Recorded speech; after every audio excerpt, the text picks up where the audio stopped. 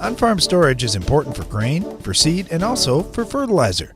Today's Iron Talk will focus on one specific tool in fertilizer storage: liquid tanks. If you handle any amount of liquid fertilizer at planting time, side dress time, or at any point during the growing season, you've learned two things. First, everyone else wants product about the same time that you do, and it's often tough to get exactly what you want when you want it. Second, dealers load up on product in the off-season because they buy it cheaper, yet they charge you a much higher price per gallon in season. Here are a few ideas of how you may equip your farm for less cost and less hassle. When it comes to fertilizer tanks, getting a strong, sturdy tank should go without saying. Fertilizer product often weighs more than 10 or 11 pounds per gallon. Plus, it's not cheap. You don't want any leaks or loss. Next, have separate tanks for each product so you can store them without worrying about settling out, and have the flexibility to change your blend next spring. If you've been using the same blend for a while and are very confident that's the way you want to go, more power to you. Next, have enough tanks so you can handle a full load, plus have some room to go. The reason I say this is if you're right in the middle of planting season, you don't want to get to the last drop of fertilizer before you can refill. Ideally, you'd have enough storage so you could go for 2 or 3 days while you're waiting for the next load to come. Then choose products that work well in the conditions you have to store them. For example, liquid 28% nitrogen doesn't freeze, but many starter blends can. If you don't have heated storage, you likely should wait until spring to take your starter. Also, even if your storage area isn't heated, inside storage is strongly preferred over outdoor storage. The weather conditions don't change as much or as quickly when tanks are inside. Finally, if your tanks happen to be outside, and really even if they're inside, chemical and UV resistance prevents algae growth in the tank and prevents chemical degradation of the fertilizer